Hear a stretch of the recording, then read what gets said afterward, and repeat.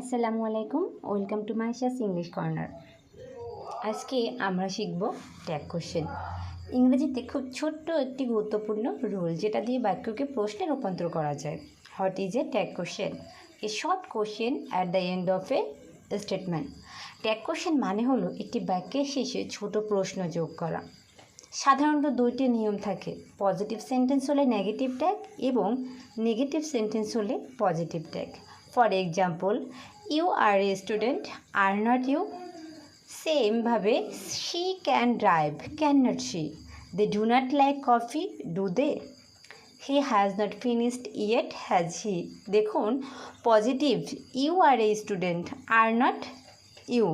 Positive আছে, আমরা negative করে নেব আর নট ইউ। সেমভাবে নেগেটিভ আছে, যেমন they do not like coffee, do দে।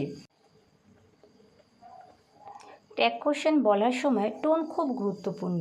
যদি সত্যি জানতে চান তখন রাইজিং টোন ব্যবহার করবেন, আর যদি শুধু কনফার্ম করতে চান তখন ফেলিং টোন ব্যবহার করবেন।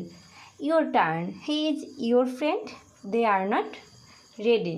এবার আপনারা বলুন তো এর সঠিক ট্যাগ কী হবে? কমেন্টে উত্তর লিখে দিন, আর ভিডিও ভালো লাগলে লাইক, শেয়ার আর সাবস্ক্রাইব করতে ভুলবেন না।